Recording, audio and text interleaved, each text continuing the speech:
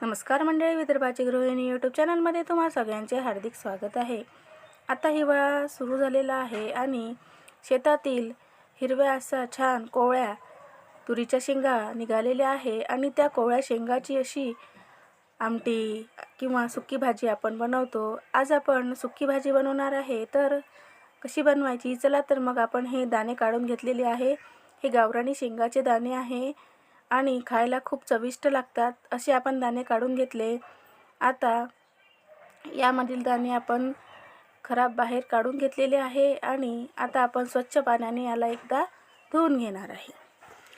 आपण याला स्वच्छ पाण्याने असे धुवून घेतल्यानंतर आपण चाळणीमध्ये त्याला सोकत ठेवणार आहे। थोडे पाणी त्याचे आपले सोकून झाले की त्याला आपण पॅनमध्ये टाकून घेणार आहे आणि त्याचे थोडे पाणी सोकेपर्यंत आपण त्याला असे थोडे फ्राय करणार आहे आणि मीडियम फ्लेमवरतीच आपल्याला हे असे दाणे आपल्याला छान भाजून घ्यायचे आहे।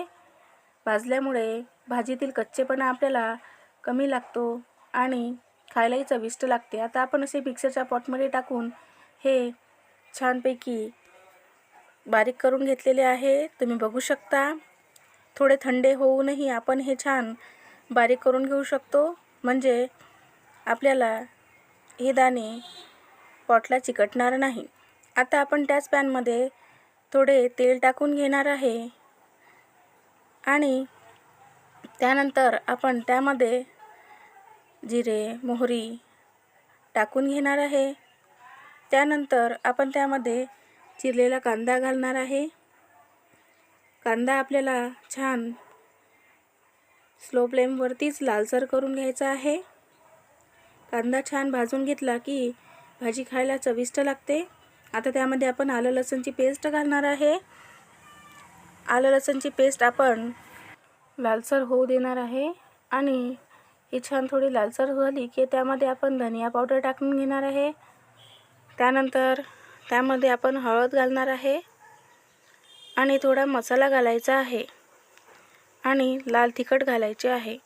तुम्ही लाल तिखटाऐवजी हिरव्या मिरच्याची पेस्टसुद्धा किंवा हिरव्या मिरच्यासुद्धा थोड्या बारीक चिरून घालू शकतो, पण मला इथे लाल तिखट घालायचे होते त्यामुळे मी लाल तिखट इथे टाकलेले आहे। तुम्ही हिरव्या मिरच्याची पेस्ट वापरू शकता। आता आपण जे बारीक करून घेतलेले दाणे होते ते आता यामध्ये टाकून घेणार आहे। चवीनुसार मीठ घालणार आहे आणि हे छान आपण मिक्स करून घ्यायचे आहे। जमेतोवर आपण छान मिक्स करून घेतले म्हणजे त्यामध्ये तिखट मीठ हे छानपैकी मिक्स होईल आणि त्याचे गडे राहणार नाही आणि खायलाही चविष्ट लागेल। आता आपण त्याची वाफ काढून घेणार आहे। अशा पद्धतीने आपल्याला वाफ काढून घ्यायची आहे। तुम्ही बघू शकता आपली भाजी किती छान पद्धतीने तयार झालेली आहे। आता आपण ती एकदा गरम गरम भाकरीवरती छानपैकी सर्व करून घेणार आहे। गरम गरम भाकरीसोबत ही भाजी खायला खूपच चविष्ट लागते। तुम्ही एकदा नक्की बनवून बघा। तुम्ही एकदा बनवाल तर नेहमी नेहमी बनवत राहाल।